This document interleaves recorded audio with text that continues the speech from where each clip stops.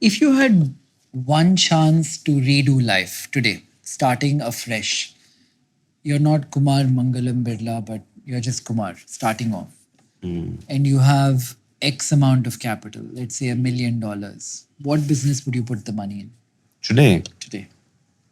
I mean, there are many of them. That's always the problem. That there's a problem of plenty. One. Difficult to boil down to one. You're making bets on paints and jewelry. Jewelry retail. Why? So different reasons.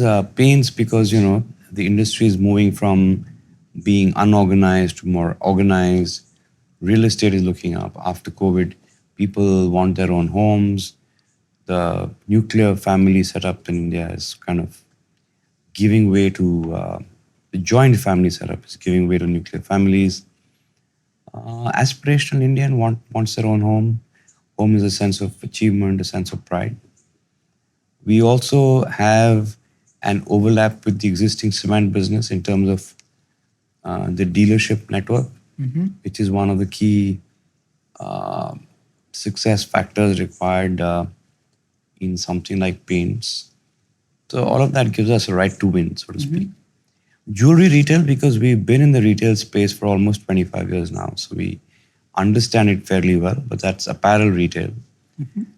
So doing another form of retail is, logical. You then go by empirical evidence of which sector is doing well and for what reason. Jewelry, because again, it goes back to an aspirational India. People want to feel good, look good. There's really only one national level player. You have a couple emerging.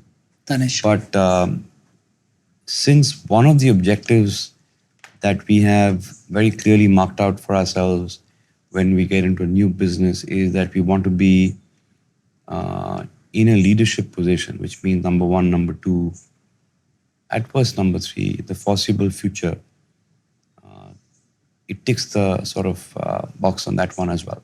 Still 95% unorganized? Jewelry? I don't know the percentage, but it is something, it is a sector that's only now becoming more organized in the last few years, I think. So that's an opportunity. Anything It's else? also the trust associated with the brand.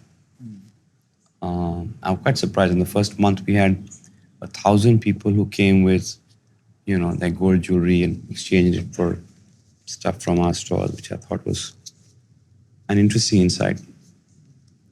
So trust obviously plays a very important role in this business. Do you have an opinion on lab grown diamonds and what's happening in the diamond market? Not really. I mean, I know that the value of diamonds has gone down by about 20% in the last 1 year, which is quite stark. In India too, jewelry doesn't seem to be only investment class of asset. It's also just for aspirational and for the optics of it, which makes it, it's a different business than what it would have been, say, even 10 years ago. But obviously, there's a different market for lab-grown diamonds. And it is growing very fast from what I understand.